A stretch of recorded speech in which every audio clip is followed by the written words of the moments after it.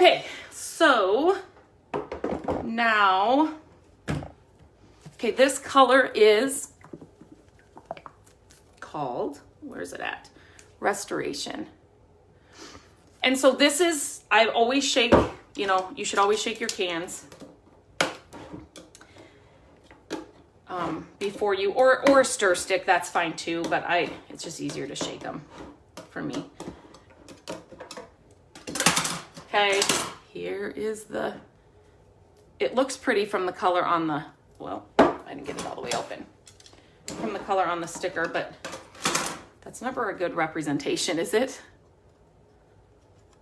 Ooh, can you guys see that color? So I can kind of tell, so here's what I mean by how much product is on the top of this, a lot. So use this first. It not only, I mean, use the product, but it helps clean the lid and stuff as well. I will probably want to, I will probably want to glaze this or just darken it a little bit to make it look a little bit older on here. We'll see, but I will probably want to do that. So I'm using, this is the Wise Out. This is thicker than any brush I've used, but I like how small the handle is. And I used it on that little, if you follow me on Instagram, it was on a little stool. I love picking up little wood stools. So let's just, since the top isn't really dry yet, I'm just going to start on the middle of this.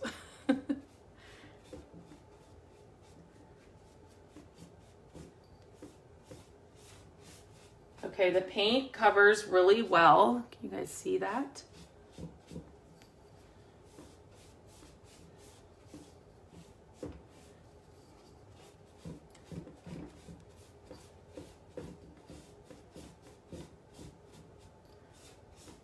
Okay, so I definitely think I will want to, it's kind of a, oh yeah, that's a good represent from sometimes the camera, you're like, that doesn't look like that at all here in real person or real life. The camera, but you can tell it's kind of a beige-ish color. One of my favorite things about what I do is working with paint companies and brands. And so when we go over, when I'm sharing like how to grow your social media and things like that, not only do you reach customers if you are selling pieces, but it's a good, having a good following on your social media channels is great for working with brands. If that is something, I'm just feeling, I can't remember which leg I did. If that is something you want to do. So,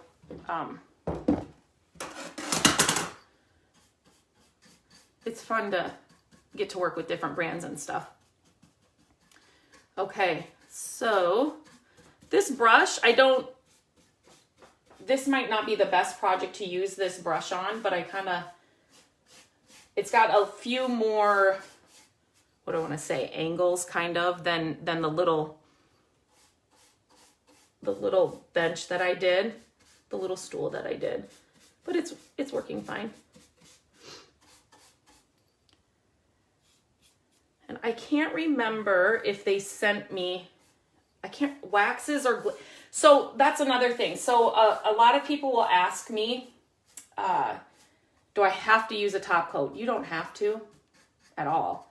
But for pieces, but if I'm selling pieces, I do like to use a top coat just because it's more durable and it's just the paint's gonna last longer and it's not gonna chip. Also, if for pieces for our home, any piece that is going to get a lot of use. So like a side table like this, yes, I would put a top coat on it because it's you're going to set drinks on it, or you're going to set, if you have small kids, they'll walk up to it and set their Legos on it or whatever. So it will get used a lot. Whereas something like trying to think of something like a TV cabinet type thing, you'll set your TV on it and pretty much that's it. You're not gonna set drinks or anything on it. Maybe you don't want to put a top coat on that, but if I had to give you a yes or no answer, I would tell you yes, use a top coat, just because it is going to be more durable. But like I said earlier, in our house, I mean, can you see the cabinet behind me over here on the wall? We found that for free, and it was chippy. The doors were chippy like that, but I wanted them even more chippy. So it just kind of depends. Are you doing it for your house? What kind of look do you like for your house? I'm fine with things chipping and just, over time, things just looking used, or, you know what I mean, worn and loved. So it just kind of depends what you're doing it for. But if you want to yes or no, then yes, go ahead and put a top coat on. So remind me, I've got to talk about top coats. But same thing here. So when you're moving your piece around, if it's a little table, even if it's a dresser, make sure you check your edges as you're going around so there's not a lot of excess paint. This will need, I don't know if you guys can tell on the camera, it will need another coat, but it's not like it needs a full, I mean, I will go over everything, but you could just in certain areas, it's going to need an extra coat. So as far as top coats come in all kinds of, a top coat doesn't have to be a clear coat or like a polyurethane, or it can be a wax, it can be a glaze, or a regular clear coat. I do prefer a matte top coat just because I don't want it to be super shiny, but you can get top coats in any sheen that you like, satin, gloss. There's all kinds of sheens. I just prefer the matte look, but they come in all kinds of sheens. So for this one, I'll have to wait and see. So after 2 coats, I will wait and see, look at the color. And then I will probably be selling this table. But I'll just have to see what I think of the color after 2 coats. And then, okay, can you guys, let me see if I can, I'm not going to be able to lift this. So right here, I don't know if you can see it, the paint, since I was doing this side and coming down, the paint came up on here a little bit. So there's like a line of paint, excess paint right there. So that's what I mean when I say check your edges, just smooth them out as you're going along. So underneath here, there's probably a lot of edges underneath the legs. A paintbrush like this, it does kind of get a lot of paint on the surface, kind of covers more, if that makes sense. It just kind of seems to cover more area.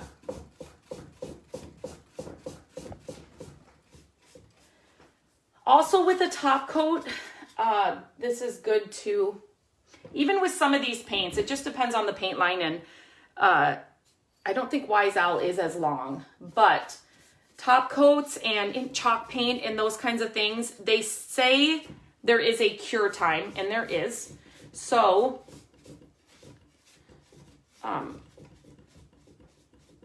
it's usually 2 weeks. And by cure time, it's just chalk paint, mineral paint. Some of them just take a while to fully, I don't know if fully develop is the right word. It's not like it's, but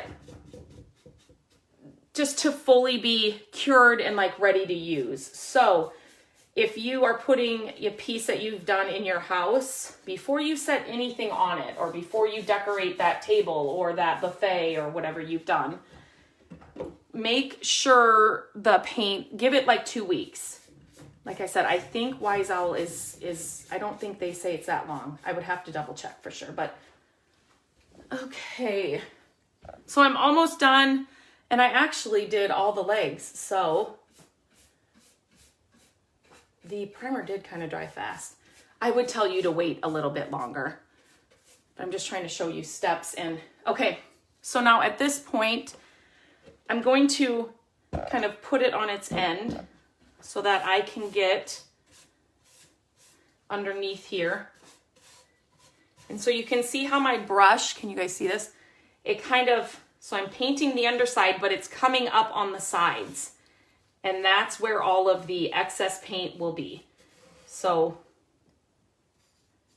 when you're doing something like this, and I can see on the underside there is some overage from me doing the tops and the sides.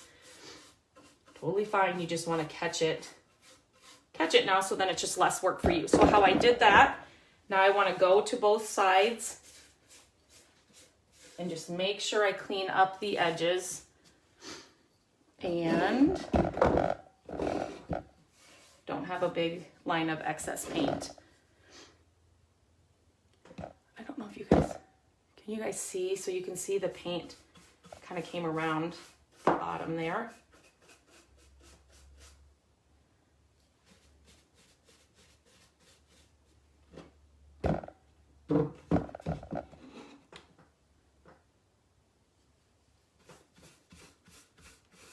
But since it's still wet, it's easy to just smooth out and, okay.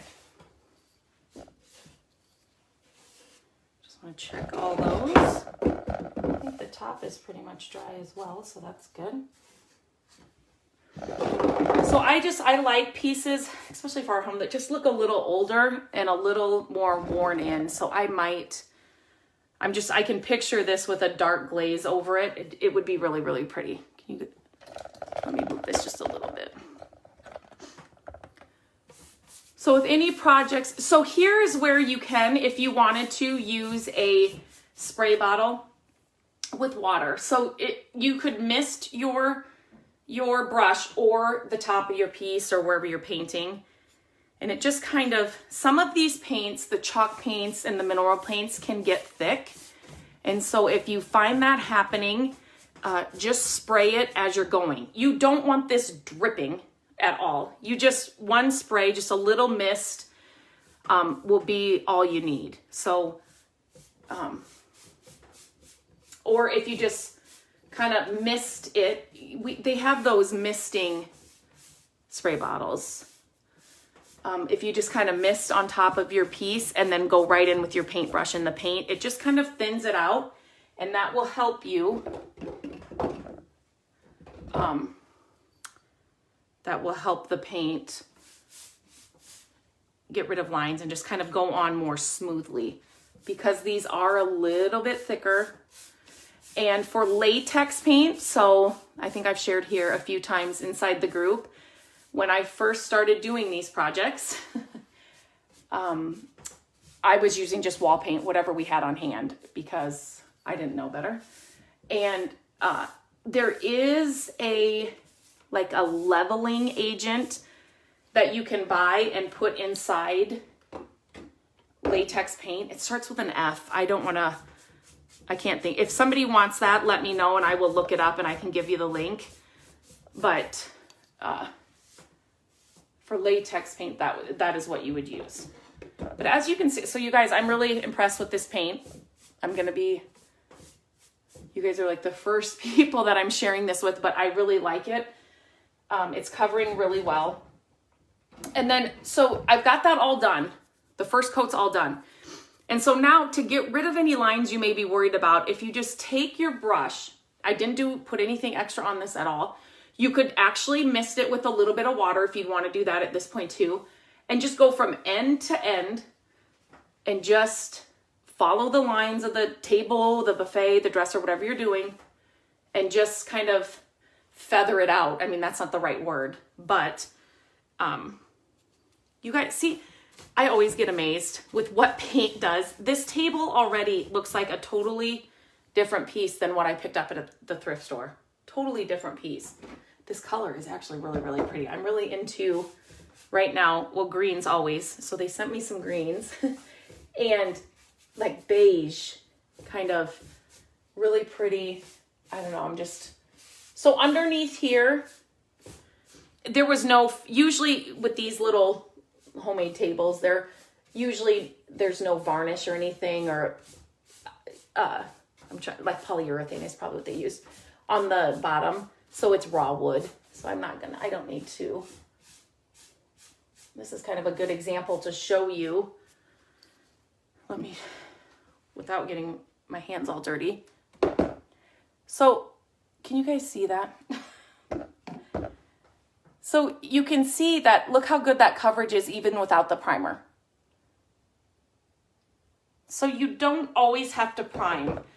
A lot of times if a piece is really red or really orange or really yellow, like has a lot of yellow undertones or red undertones, I will do the primer. Well, this primer says it's stain eliminating. So to me, that means that it's going to block those colors from coming through. Same as like the Boss that I use from Dixie Belle Paint. That stuff, if you've ever painted a piece, let's say you were painting a dresser or a buffet that's kind of got red undertones, and you put a regular primer on it, and you paint it white or a creamy color, and your white paint starts looking pink, or pink, you start getting pink hues popping through the paint. That's the stain. That's what the Boss blocks. So that's why I love using the Boss, but I think this primer would do perfect as well. And you will see, you will kind of, everybody has their favorite paint lines or their favorite brushes. So you'll get, as you do this more and more, you will have your favorites as well. You learn this stuff, you learn by doing. It takes some time, but you learn by doing. So if you just keep doing, you'll learn what kinds of paints you like, what kind of the process you like, what works well for you.